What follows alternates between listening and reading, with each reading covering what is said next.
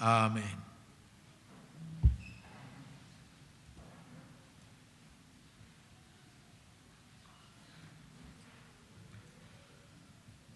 Haleluya.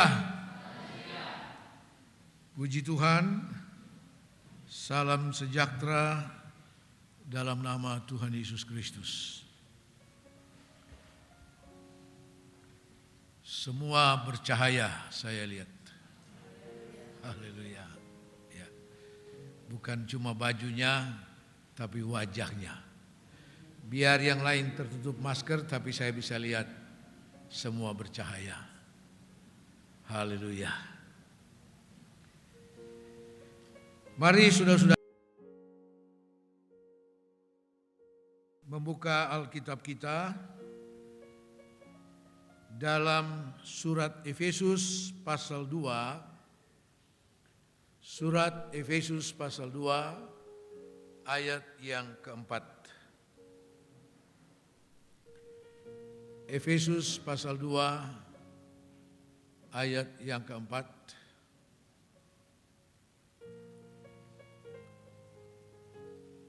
Di depan sini masih ada tempat, kalau di belakang sudah tidak ada.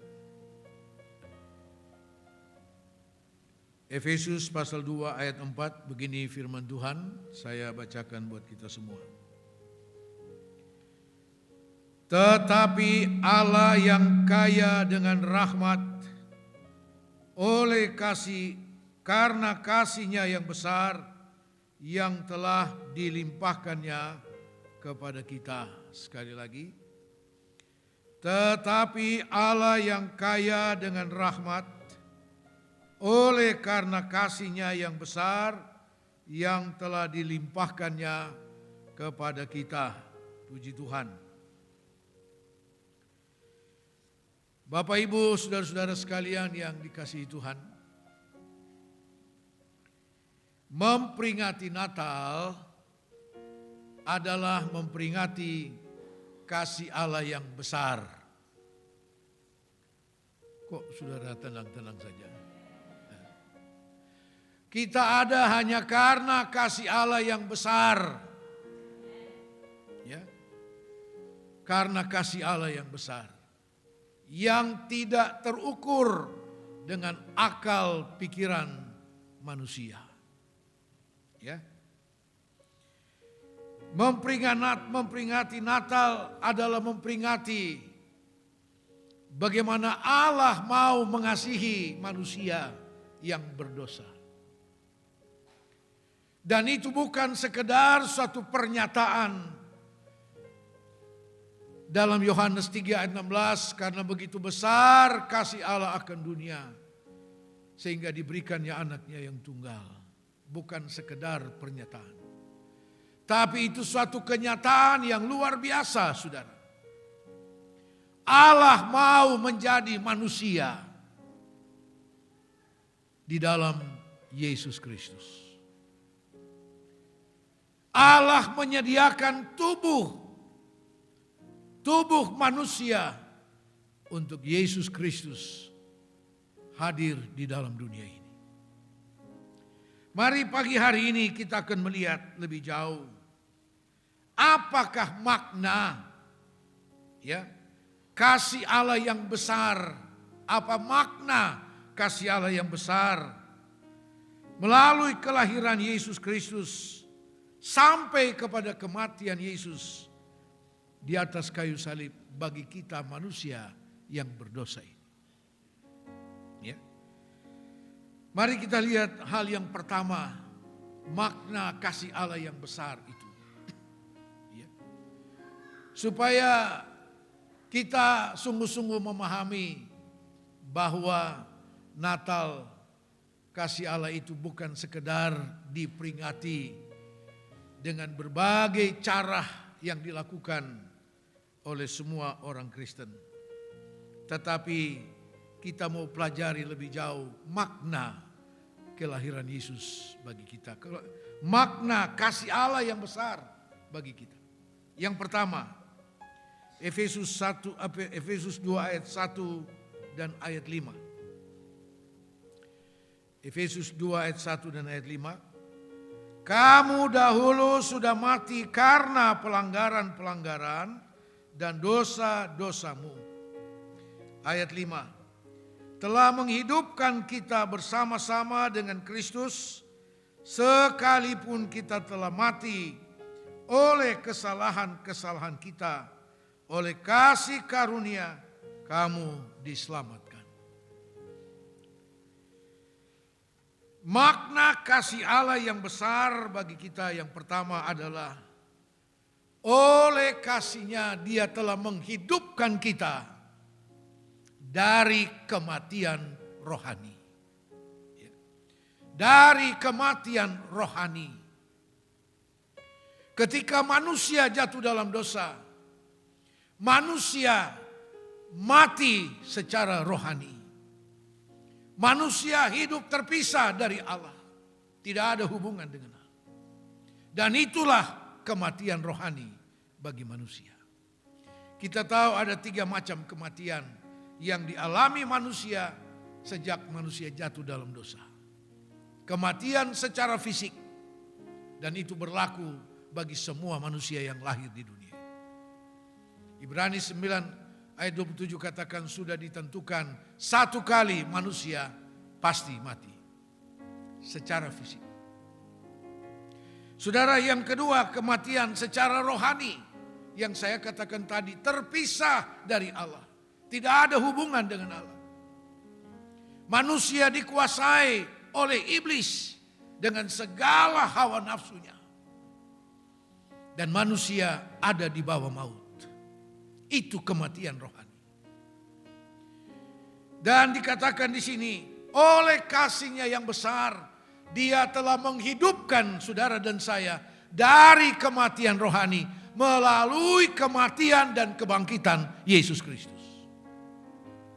Kita dihidupkan bersama dengan Tuhan. Haleluya. Dosa kita tidak lagi diperhitungkan oleh Allah melalui pengorbanan Yesus Kristus. Saudara-saudara sekalian, dalam surat Yohanes 1 Yohanes 4 ayat 3, definisi dari dosa adalah pelanggaran terhadap firman Tuhan. Pelanggaran terhadap firman Allah. Itu dosa. Yang membawa kita kepada kematian rohani. Ketika seseorang hidup di dalam dosa, saudara, dia berada dalam kematian rohani. Puji Tuhan, oleh kasih Allah yang besar telah menghidupkan saudara dan saya dari kematian rohani.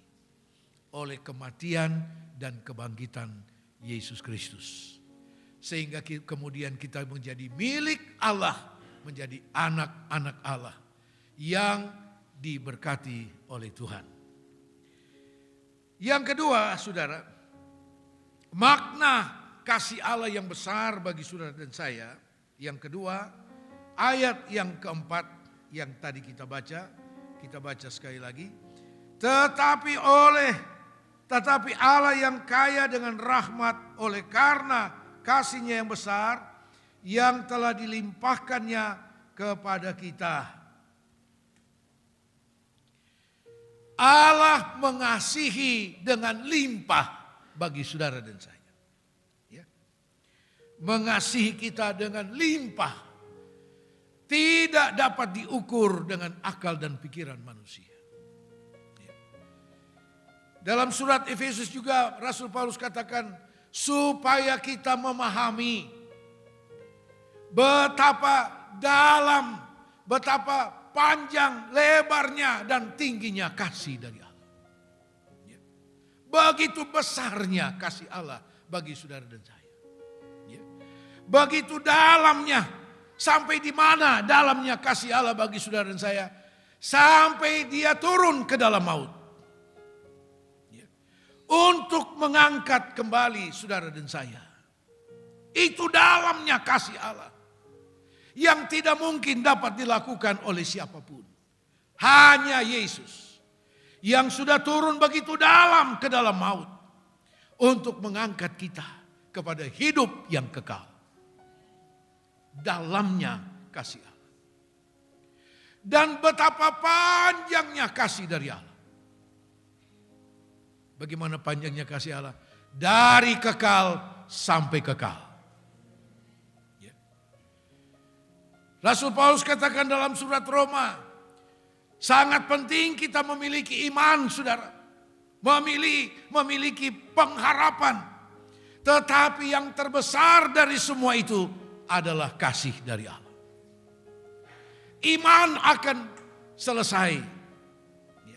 Pengharapan akan selesai. Tetapi kasih Allah itu kekal adanya. Dari kekal sampai kekal. Tidak ada yang bisa membatasi kasih dari Allah, saudara. Betapa panjangnya kasih Allah bagi saudara dan saya. Begitu limpahnya. Dan supaya kita memahami bagaimana tingginya kasih dari Allah. Bagaimana tingginya kasih Allah? Dia membawa saudara dan saya di dalam sorga yang kekal. Haleluya. Membawa kita kepada suatu kehidupan yang tidak bisa dijangkau dengan akal dan pikiran kita manusia. Ketika Rasul Paulus dalam roh dibawa ke tempat itu, dia katakan apa? Ketika dia kembali kepada tubuhnya, dia bilang, apa yang aku lihat di sana tidak dapat diceritakan dengan bahasa manusia. Betapa tingginya kasih Allah. Menyediakan bagi saudara dan saya perkara-perkara yang Alkitab katakan yang belum pernah dilihat oleh mata, yang belum pernah didengar oleh telinga, yang belum pernah timbul dalam hati dan pikiran. Itu yang dia sediakan bagi saudara. Oleh apa? Kasih Allah yang besar. Haleluya. Berikut. Dan untuk mengasihi saudara dan saya, dia memberikan nyawanya bagi kita. Yohanes pasal 15, Injil Yohanes 15 ayat 13. Injil Yohanes 15 ayat 13. Tidak ada kasih yang lebih besar daripada kasih seorang yang memberikan nyawanya untuk sahabat-sahabatnya. Tidak ada kasih yang lebih besar dari kasih Yesus Kristus. Tidak ada yang lebih besar. Ya. Di dalam dunia ini tidak ada kasih yang lebih besar. Lebih dari kasih Yesus buat saudara dan saya. Yang mau memberikan nyawanya bagi sahabat-sahabatnya. Haleluya. Injil Markus pasal 10 ayat 45 katakan, anak manusia datang bukan untuk dilayani, tetapi untuk melayani dan memberikan nyawanya menjadi tebusan bagi banyak orang. Haleluya. Itu kasih Allah yang besar. Makna dari kasih yang besar, dia memberi nyawanya bagi saudara dan saya. Puji Tuhan. Dia memberi kita harga yang begitu mahal, saudara. Ya. Kasih Allah yang begitu besar bagi kita, saudara, dengan memberikan nyawanya menjadi korban. Tujuannya apa? 1 Korintus pasal 6. 1 Korintus pasal 6 ayat 19 dan ayat 20. Bukan dengan tidak ada tujuan, dia memberikan nyawanya bagi saudara dan saya. 1 Korintus 6 ayat 19 dan 20. Atau tidak tahukah kamu bahwa tubuhmu adalah bait Roh Kudus yang diam di dalam kamu, Roh Kudus yang kamu peroleh dari Allah, dan bahwa kamu bukan milik kamu sendiri, sebab kamu telah dibeli dengan harga yang lunas dibayar.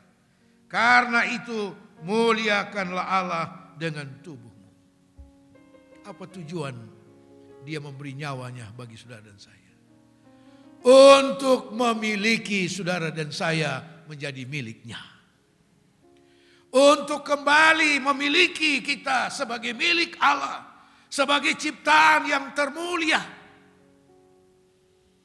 yang telah diciptakan Allah pada mulanya. Diciptakan menurut gambar dan rupa Allah. Tetapi sudah terjual ke dalam dosa, dimiliki oleh iblis. Tapi dengan pengorbanannya, dengan membayarkan nyawanya sendiri, saudara dan saya telah dimiliki kembali oleh Tuhan. Kita harus bangga, saudara, kita menjadi milik dari Allah. Haleluya. Ya. Banyak orang bangga dengan memiliki nama besar. Siapa itu? Keturunan darah biru. Padahal darah kita sama, merah semua. Ya. Tapi itulah istilah-istilah yang muncul untuk menyebutkan mereka ya yang dianggap bangsawan, yang dianggap manusia terhormat dan sebagainya. Saudara dan saya lebih terhormat. Kita menjadi anak-anak Allah. Menjadi milik Allah. Milik dari Dia yang menciptakan langit dan bumi dan segala isinya. Milik dari Dia yang punya kuasa mutlak di dunia ini. Kita harus bangga dengan itu. Dan dengan kasih Allah pula, kita harus belajar sungguh-sungguh mempertahankan kedudukan kita sebagai anak-anak Tuhan. Haleluya. Makna kasih Allah yang berikut bagi saudara dan saya, hal yang ketiga. Efesus pasal 2 ayat 8 dan ayat 9. Sebab karena kasih karunia kamu diselamatkan oleh iman. Itu bukan hasil usahamu, tetapi pemberian Allah.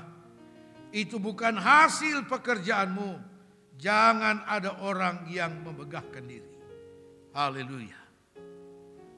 Makna dari kasih Allah yang besar bagi saudara dan saya, Dia telah menyelamatkan kita. Ya. Menyelamatkan kita dari dosa dan maut. Ya. Menyelamatkan saudara dan saya dari maut. Ya. Bukan kematian fisik secara biasa, bukan. Kematian dari maut, saudara. Ya. Saudara, maut adalah saat di mana manusia akan terbuang dari Allah untuk selama-lamanya. Ya. Tetapi Yesus oleh kasih-Nya yang besar, Dia telah menyelamatkan saudara dan saya dari maut. Ibrani pasal 2 ayat 14 dan ayat 15. Ibrani 2 ayat 14 dan 15. Karena anak-anak itu adalah anak-anak dari darah dan daging, yaitu Yesus. Maka Ia juga menjadi sama dengan mereka dan mendapat bagian dalam keadaan mereka. Supaya oleh kematiannya Ia memusnahkan dia, yaitu iblis, yang berkuasa atas maut. Dan supaya dengan jalan demikian Ia membebaskan mereka yang seumur hidupnya berada dalam perhambaan oleh karena takutnya kepada maut. Haleluya. Oleh kematiannya Dia telah membebaskan saudara dari suatu perhambaan karena ketakutan terhadap maut. Jangan takut dengan maut. Katakan amin. Jangan takut dengan kematian, saudara. Sebagai anak-anak Tuhan, kalau sudah tiba waktunya, saudara, Tuhan panggil kita, kita akan kembali kepada Dia. Yang menjadi persoalan, selama hidup kita tetap hidup di dalam Tuhan. Itu persoalannya. Bukan soal kapan kita mati. Bukan soal apa yang menyebabkan kita mati. Bukan. Tetapi kita tetap hidup di dalam Tuhan sampai saat Tuhan panggil kita kembali. Itu persoalannya. Bukan bagaimana menghindarkan diri dari kematian. Memang kita jangan cari kematian. Itu pasti akan datang. Ya. Pasti akan datang. Tetapi mari, saudara, yang perlu kita jaga dengan sungguh-sungguh adalah kita tetap hidup di dalam Tuhan. Ya. Tetap hidup di dalam Tuhan. Tetap hidup melakukan kebenaran firman Tuhan. Sehingga pada saat mana Tuhan panggil kita, kita siap untuk menghadap Tuhan. Ya. Itu keselamatan, saudara. Itu keselamatan. Ya. Bukan lalu kita sembunyi begitu rupa menjaga diri karena takut dengan corona. Puji Tuhan, pandemi ini sudah semakin menurun. Katakan amin. Ya.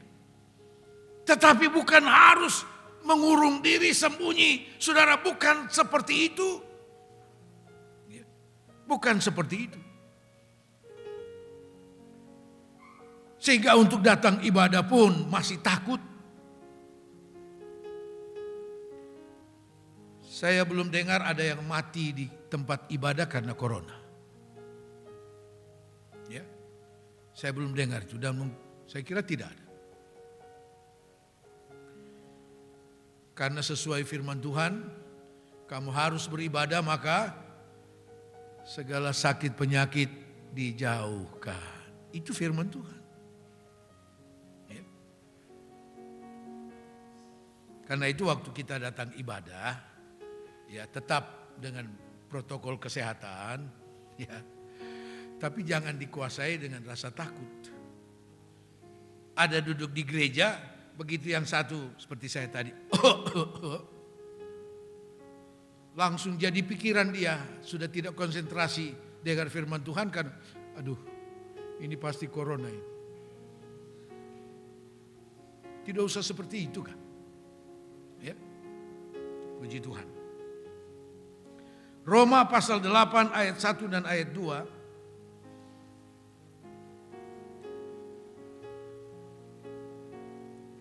Ingat, Tuhan mengasihi kita baik dalam masa corona maupun tidak masa corona. Ya, Tuhan mengasihi kita. Roma 8 ayat 1 dan 2. Demikianlah sekarang tidak ada penghukuman bagi mereka yang ada di dalam Kristus Yesus. Roh yang memberi hidup telah memerdekakan kamu dalam Kristus dari hukum dosa dan hukum maut. Maut tidak lagi berkuasa atas hidup kita. Haleluya. Itu kata firman Allah. Ya. Puji Tuhan. Berikut makna yang keempat bagi saudara dan saya dengan kasih Allah yang begitu besar bagi kita. Efesus pasal 2 ayat 6. Dan di dalam Kristus Yesus, Ia telah membangkitkan kita juga dan memberikan tempat bersama-sama dengan Dia di sorga. Haleluya. Kasih Allah, makna dari kasih Allah yang besar. Dia bukan sekedar menyelamatkan kita, tapi memberi kita tempat bersama dengan Dia di dalam sorga. Haleluya. Ya. Dia memberi tempat bagi saudara dan saya di dalam sorga. Yohanes 14 ayat 2 dan ayat 3. Di rumah Bapakku banyak tempat tinggal. Jika tidak demikian, tentu aku mengatakannya kepadamu. Sebab aku pergi ke situ untuk menyediakan tempat bagimu. Dan apabila aku telah pergi ke situ dan telah menyediakan tempat bagimu, aku akan datang kembali dan membawa kamu ke tempatku, supaya di tempat di mana aku berada, kamu pun berada. Haleluya. Luar biasa. kasih Allah yang begitu limpah bagi saudara dan saya. Ya. Dia bukan sekedar menyelamatkan, tapi dia menyediakan tempat. Oh, dia mau di tempat di mana dia ada, di situ juga saudara dan saya berada. Haleluya. Haleluya. Apapun kondisi kita sekarang ini, apapun yang kita miliki dalam hidup ini, saudara, semua akan ditinggalkan. Karena dia menyediakan tempat buat saudara dan saya. Dia tidak suruh kita bawa apa yang kita punya. Tidak. Ya. Semua akan lewat dan akan lenyap apa yang kita miliki. Dia menyediakan buat saudara dan saya yang terbaik. Saudara bayangkan dikatakan di mana aku ada, di situ kamu berada. Luar biasa, saudara. Tempat itu penuh dengan kemuliaan dari Allah. Tempat itu tidak bisa digambarkan dengan bahasa manusia. Terlalu mulia adanya. Saya mau katakan sorga itu adalah kemuliaan dari Allah. Sorga adalah bagian dan wujud kemuliaan dari Allah. Dan kita akan hidup di sana, saudara. Kita akan hidup di sana.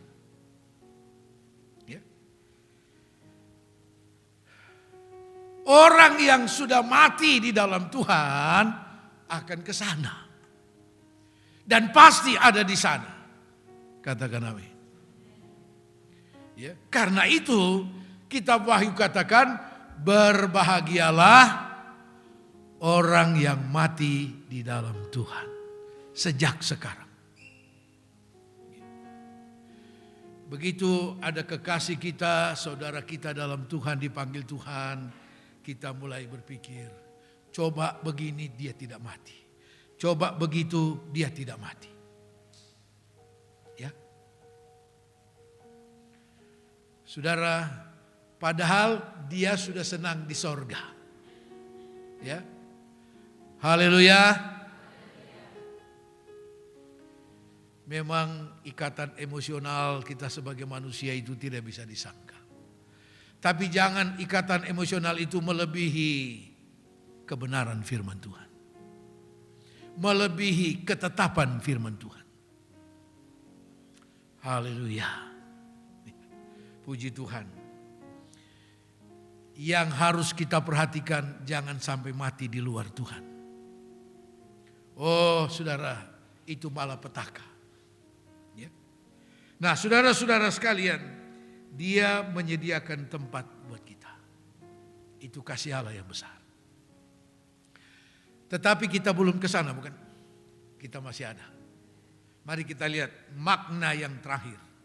Kasih Allah yang besar bagi kita. Efesus pasal 2 ayat 10. Efesus 2 ayat 10. Karena kita ini buatan Allah, diciptakan dalam Kristus Yesus untuk melakukan pekerjaan baik yang dipersiapkan Allah sebelumnya. Ia mau supaya kita hidup di dalamnya. Haleluya. Ya. Kalau kita masih hidup, itu kasih Allah yang besar bagi kita. Tetapi untuk hidup bukan dengan sia-sia. Tapi mari kita lihat makna dari kasih Allah itu yang besar. Dikatakan, kita adalah buatan Allah, ciptaan dalam Kristus. Ini bukan berbicara tentang ciptaan secara fisik. Ya. Tapi ini bicara tentang kelahiran baru, ciptaan baru di dalam Tuhan. Ya. Kita sudah diciptakan baru di dalam Tuhan. 2 Korintus 5 ayat 17 dikatakan, siapa yang ada di dalam Yesus Kristus adalah ciptaan baru. Yang lama sudah berlalu, yang baru sudah muncul. Lalu untuk apa kita dijadikan ciptaan baru di dalam Tuhan? Manusia-manusia baru di dalam Tuhan. Untuk apa? Dikatakan dalam ayat ini. Untuk melakukan pekerjaan baik yang dipersiapkan Allah sebelumnya. Haleluya. Kita dijadikan ciptaan baru di dalam Tuhan. Yang lama sudah berlalu. Untuk apa? Untuk melakukan pekerjaan yang Allah persiapkan bagi kita. Apa itu? Pelayanan bagi Tuhan. Haleluya. Ya. Kalau kita bisa melayani Tuhan, itu kasih Allah yang besar, saudara. Itu karena kasih Allah. Karena Dia tidak mau saudara dan saya hidup dengan percuma. Hidup dengan percuma. Seperti nasihat Rasul Paulus dalam surat Titus pasal 3. Surat Titus, surat ini jarang disebutkan. Surat Titus pasal 3 ayat 14.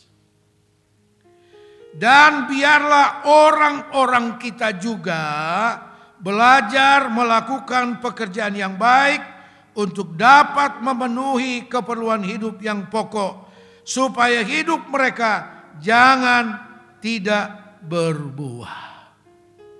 Terjemahan lama katakan, jangan hidup dengan percuma. Allah menyiapkan pekerjaan bagi saudara dan saya. Jadi apa yang dipercayakan bagi saudara-saudara dalam melayani Tuhan, itu dipersiapkan Allah, bukan gembala. Allah yang persiapkan, oleh gembala diteruskan kepada semua jemaat. Haleluya. Ya. Diteruskan kepada jemaat. Tuhan yang mempersiapkannya. Para pemain musik kalau bisa main musik, Tuhan yang persiapkan. Tuhan kasih bakat. Itu suatu potensi rohani yang Tuhan kasih. Saudara-saudara yang bisa memimpin, itu Allah yang persiapkan. Memberi engkau kemampuan. Haleluya. Bukan karena saudara mampu. Bukan. Sebelum saya lahir, Tuhan sudah persiapkan bagi saya pelayanan yang Tuhan berikan, yang Tuhan percayakan. Ya. Seperti Yeremia katakan, Tuhan sudah memilih dia sebelum dia dilahirkan. Sebelum dia dilahirkan, Tuhan sudah pilih dia untuk menjadi hamba Tuhan.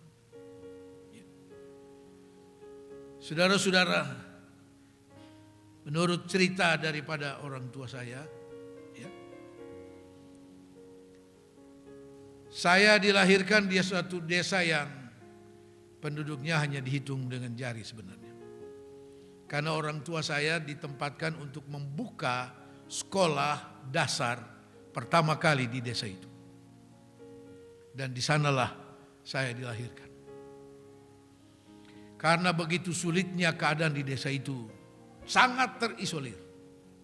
Saudara, dan tempat itu, desa itu terkenal dengan malaria. Umur 6 bulan saya diserang dengan malaria tropika. Ya. Dan tidak ada pertolongan medis sama sekali, tidak ada di sana. Kebetulan waktu itu, saudara, ya, bulan Januari itu banjir besar. Nah, desa itu terisolir dengan satu kali besar. Dan kalau bulan-bulan seperti itu, mulai Desember, Januari itu, waduh, itu banjir besar. Pohon kelapa pun dia bisa bawa. Ya, enggak bisa dilewati. Sehingga sulit untuk saya bisa dibawa dari desa itu untuk berobat. Jadi tunggu dia agak surut dulu sedikit, hujan mulai reda baru bisa dibawa. Ya. Saudara, begitu bawa di rumah sakit, di kampung saya. Kebetulan kepala rumah sakit itu orang Belanda, dokter Belanda. Di bawah, maaf, tubuh saya yang sudah digerogoti oleh malaria tropika itu bisa dibungkus dengan sapu tangan. Ya. Begitu bawa di dokter, dokter bilang sama bapak saya, kamu bawa mayat di rumah sakit. Bukan bawa orang, bawa mayat. Kenapa sudah seperti ini baru dibawa? Artinya sudah tidak ada harapan. Tidak ada harapan. Dokter periksa, dia bilang semua sudah rusak. Ya. Mulai dari otak, paru-paru semua. Sudah tidak bisa. Dia bilang, sudah saya kasih obat, tapi bawa pulang saja, tidak usah dirawat. Bawa pulanglah. Setelah obat habis kurang lebih 2 minggu, bawa kembali. Itu dokter heran, saudara. Hidup kembali. Haleluya. Karena Tuhan sudah persiapkan apa yang harus saya lakukan sampai hari ini. Hanya karena kasih Allah yang besar. Haleluya. Saya adalah bukti bagaimana kasih Allah yang besar itu. Untuk melakukan apa yang Tuhan persiapkan. Haleluya. Sebab itu tidak ada yang bisa menghalangi saya untuk melayani Tuhan. Dalam keadaan apapun, saudara. Ya. Itu pengalaman saya. Tidak ada yang bisa menghalangi saya untuk melayani Tuhan. Dalam keadaan apapun. Karena sungguh saya menyadari betapa kasih Allah yang besar. Haleluya. Salah satu pelayanan yang Tuhan persiapkan bagi saya dan bagi semua jemaat. Dengan adanya sekolah Alkitab Kalvari. Mungkin tidak banyak yang tahu bagaimana tantangan yang kami hadapi. Saudara, tapi saya katakan ini pelayanan pekerjaan Tuhan, tidak ada yang bisa menghalangi. Tidak ada. Ya. Bahkan pimpinan pusat datang untuk supaya tutup dulu, jangan jalan. Saya bilang tidak. Tidak. Ini pekerjaan Tuhan. Dan saya sadar ini yang dipersiapkan Tuhan untuk dilakukan. Dan puji Tuhan, bisa terus berjalan sampai sekarang. Dan akhirnya pimpinan organisasi lah yang minta saya untuk sekolah ini bisa diakui tahun 2017. Ya. Puji Tuhan. Dan saudara, mereka-mereka yang terus berupaya untuk supaya sekolah ini ditutup, mereka sudah mendahului kita. Ya. Saya tidak mau katakan itu hukuman Allah, tidak, itu hak Tuhan. Tapi puji Tuhan, sekolah ini masih tetap berjalan. Dan hasilnya dapat dinikmati di daerah NTT ini. Haleluya. Saudara dan saya yang merupakan ciptaan baru dalam Tuhan. Tuhan mempersiapkan bagimu pelayanan yang ada. Dan ketika saudara melayani Tuhan, sebagai ayat yang terakhir, Yohanes pasal 12, Injil Yohanes pasal 12, ayat 26.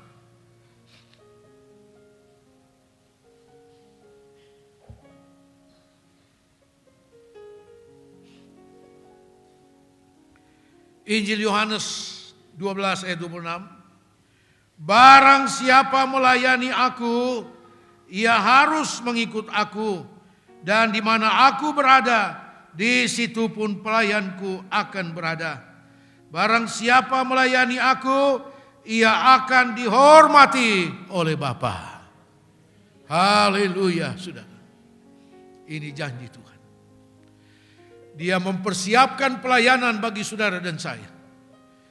Dan dia katakan, kalau engkau sungguh-sungguh melayani Tuhan, Bapa di sorga menghormati engkau. Kata menghormati di sini memiliki pengertian. Bapa mensupport engkau dengan segala fasilitas. Dia mensupport engkau dengan segala fasilitas. Fasilitas kesehatan, kekuatan, dan sebagainya. Haleluya.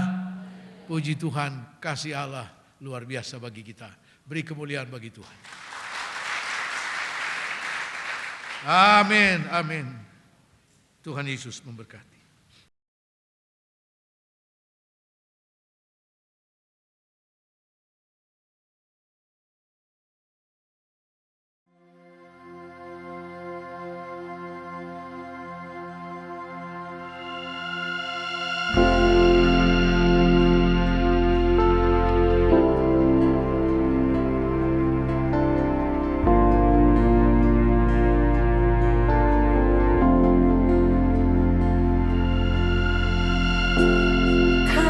Kasih Tuhan, kasih